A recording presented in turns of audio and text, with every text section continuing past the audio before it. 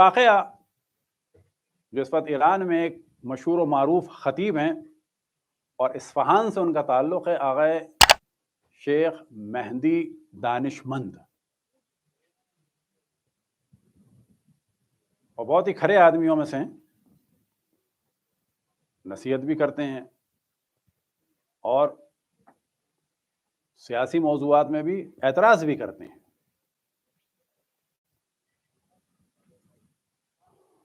تو انہوں نے ان کے پاس نوجوان ان کے بہت عاشق ہیں اور بہت ہنسی مذاق والے بھی ہیں، اور ان کی محفلوں میں اکثر نوجوان ہوتے ہیں۔ تو انہوں نے کہا تقریباً ایک 30 سال کے قریب ایک جوان آیا، اس نے کہا کہ مجھے آپ سے بات کرنی ہے، نکل رہے تھے تو انہوں نے کہا کہ مجھے لکھ کے دے دینا۔ تو انہوں نے کہا لکھ کے نہیں ہو سکتا۔ تب انہوں نے کہا کہ میں نے خود اس سے جان بوجھ کے کہا کہ دیکھو، جو لکھ نہیں سکتا وہ کچھ نہیں کر سکتا، تم لکھو، لکھ کے دو، پھر بات بھی کریں گے۔ انہوں نے کہا میں عام طور پہ نوجوانوں سے کہتا ہوں کہ لکھ کے دیں، اور بقول ان کے کہ لکھنے کے ذریعے سے انسان کے جو خیالات پراکندہ ہوتے ہیں نا وہ سیٹ ہو جاتے ہیں۔ تو یہ ان کی تربیت کا وہ ہے کہ نا لکھ کے دو، مجھے مختصر لکھو، صاف لکھ کے دو، پھر بعد میں بات بھی کریں گے۔ کہنے لگے اس نے دیا مجھے لکھ کے، اگلے دن وہ میں گھر لے آیا، اور لانے کے بعد جب میں نے پڑھا تو میں نے کہا ارے اس کو تو میں ڈھونڈ رہا تھا۔ کہتے ہیں اگلے دن جب میں گیا وہ مجھ سے ملا تو انہوں نے کہا میں تمہیں ڈھونڈ رہا تھا، اب مجھے بتاؤ سب کیا ہے معاملہ۔ یعنی یہ بات ان تک پہنچی تھی ایک نوجوان کی۔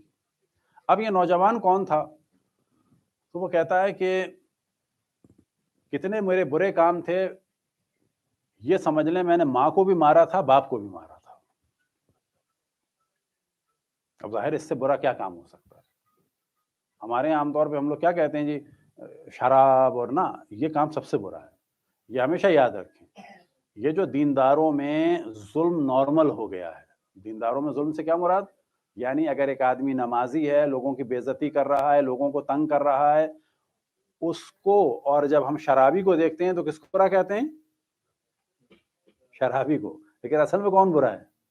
فرض کریں ایک شرابی ہے جو ظلم نہیں کرتا، دیکھیں شراب بری بات ہے، سور کا گوشت بری بات ہے، حرام کھانا بری بات ہے، سارے حرام بچنا چاہیے۔ لیکن ہم بات کر رہے ہیں کہ ایک آدمی جو نمازی ہو اور بدتمیز ہو اور ظالم ہو، ایک آدمی شرابی ہو، سور کا گوشت کھاتا ہو لیکن توہین نہ کرتا ہو، لوگوں کی مدد بھی کرتا ہو، دونوں برے ہیں، دونوں مومن نہیں ہیں۔ لیکن زیادہ برا کون ہے؟ ہمارے معاشرے میں نمازی کو گرین سگنل دیا جاتا ہے آن لائن کے لیے۔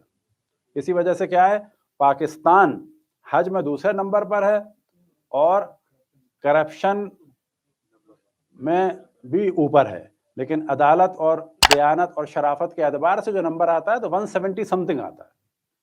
تو سوچنا چاہیے کہ مثلا اتنے حاجیوں کے بعد یہ اتنی شرافت میں کمی کیوں ہے؟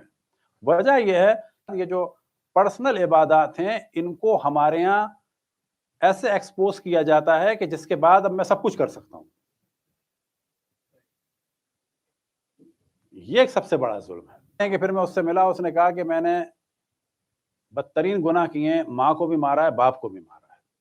ہم دوستوں نے ایک جگہ لی بھی تھی، اور گفتگو سے لگتا ہے مثال کے طور پر جس طرح سے کہ ہمارے یہاں پاکستان میں فارم ہاؤس وغیرہ کی چیزیں ہیں، اسی قسم کی وہ جگہ تھی، کیا تھی کہ جہاں پر دوست جو ہیں جمع ہو جاتے تھے اور گناہوں کی محفل اور اس قسم کی چیزیں ہوتی تھیں۔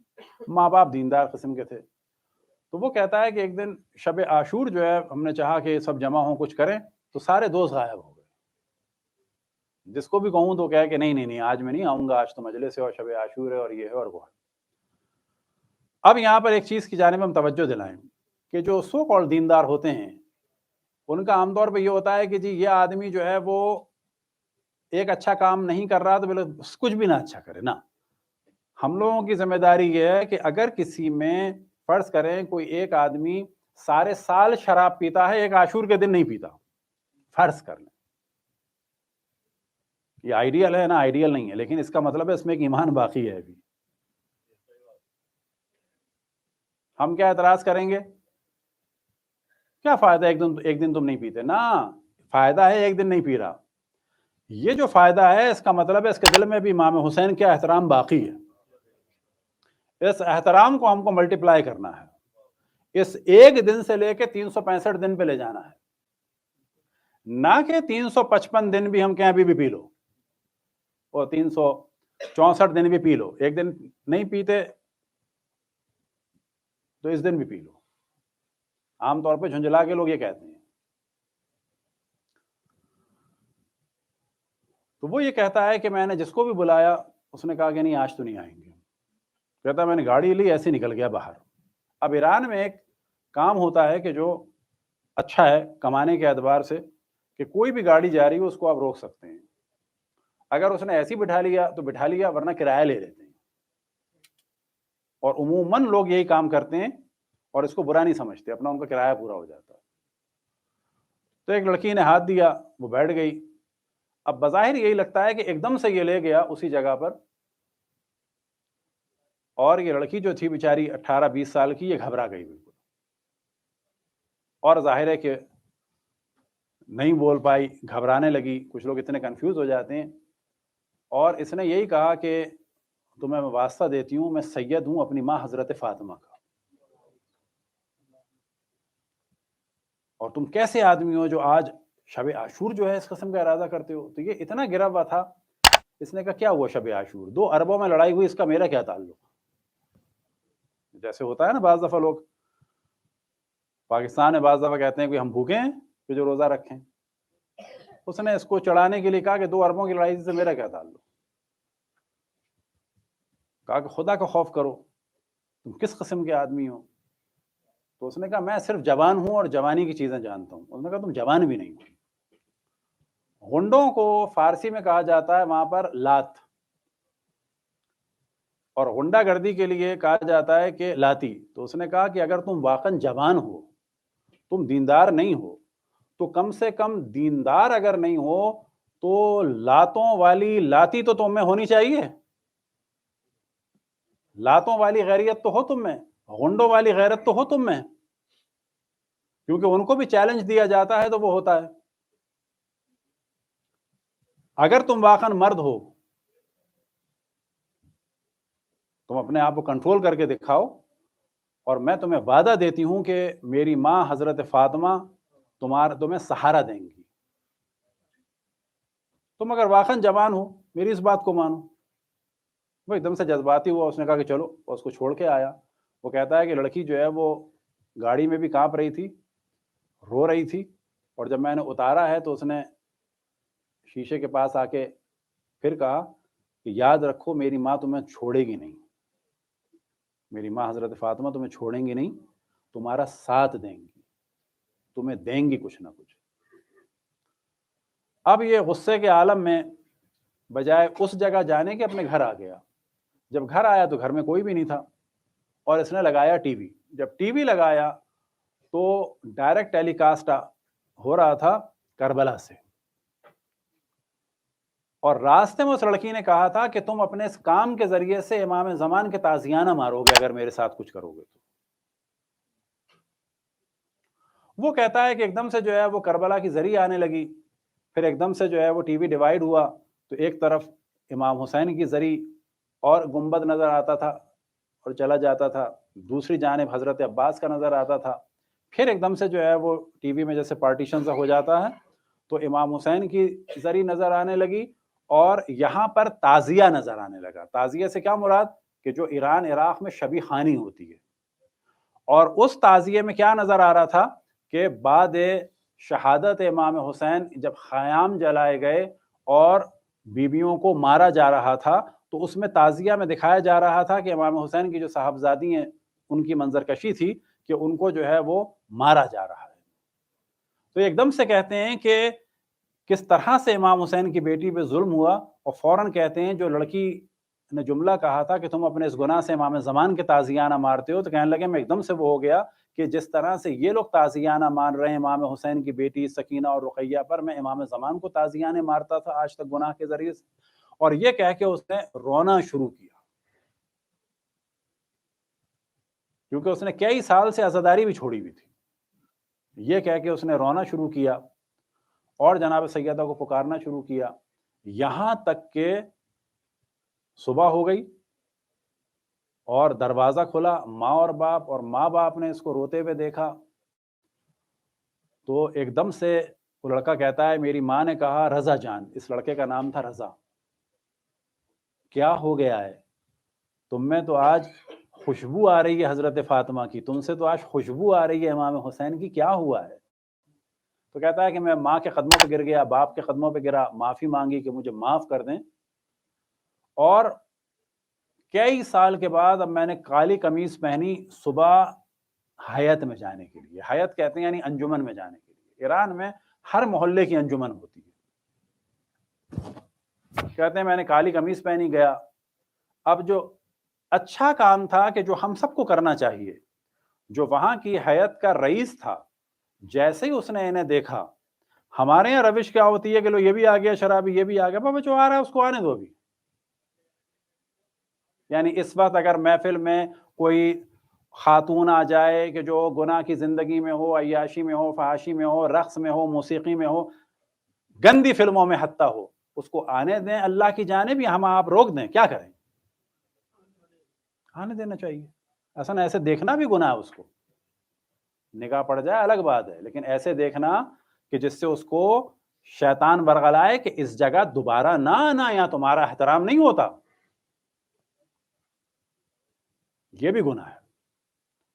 وہ جو حیات کا رئیس تھا اس نے اسے گلے لگایا اور بڑا استقبال کیا، بڑا احترام کیا، اور اس نے پہ زنجیر لے کے جو ہے وہ اپنا ماتم شروع کیا، اور کہتا ہے کہ بس میں روتا تھا اور کہتا تھا کہ جو گناہوں کے ذریعے سے میں نے امام زمان کو تازیانے مارے ہیں نا، تو ہر اس پہ یوں کہتا تھا میں نے امام زمان کو بہت مارا۔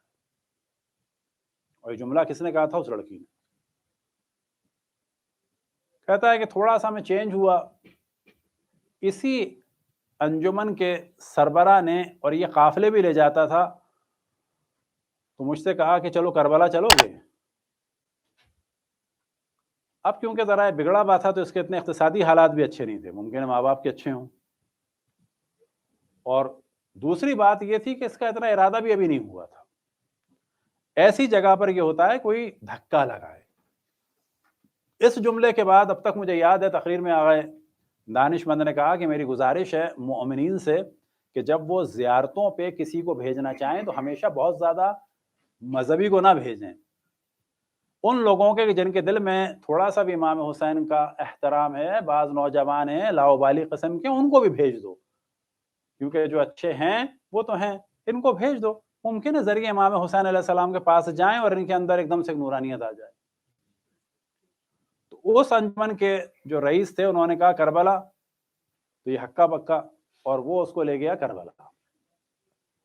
کربلا جا کے اس کو خوب احساس ہوا، اور دل میں یہی تھا کہ یا جناب سیدہ، میں نے ایک قدم بڑھایا اور آپ نے یہ کیا شروع کر دیا۔ پھر ایک جملہ کہ اس نے امام حسین سے کہا کہ امام حسین اب آپ مجھ سے کیا چاہتے ہیں؟ واپس وہاں سے آئے تو کیونکہ اس کا کام تھا قافلے لے جانا، اس نے کہا کہ عمرے پہ جانا ہے، اور عمرے پہ جو میں لوگ لے جاتا ہوں کام کرنے کے لیے ان میں سے ایک بیمار ہو گیا ہے، تو مجھے کسی کو تو لے جانا ہے، تم چل رہے ہو؟ تو کہا کیسے؟ تو اس نے کہا سب ہو جائے گا۔ اب یہ عمرے پہ گیا تو بقی پہ جا کے اس کی بہت ظاہر ایک الگ، اور یہ کہہ رہا تھا کہ یہ سب کچھ جو ہو رہا ہے یہ بس وہ جناب سیدہ کے لیے جو میں نے چیلنج قبول کیا تھا اس کے بعد ہو رہا ہے۔ اب یہ اس کی زندگی ذرا بدل گئی، اور کچھ دن کے بعد ماں نے کہا کہ تم شادی کر لو۔ اس نے کہا کہ صحیح ہے، اس کو ابھی بھی جو ہے اپنے آپ سے نا امیدی تھی کہ مجھے کوئی اتنی اچھی جگہ نہیں ملے گی۔ تو ماں نے کہا کہ لڑکی کو ہم نے دیکھا ہے اور بڑی دیندار لڑکی ہے،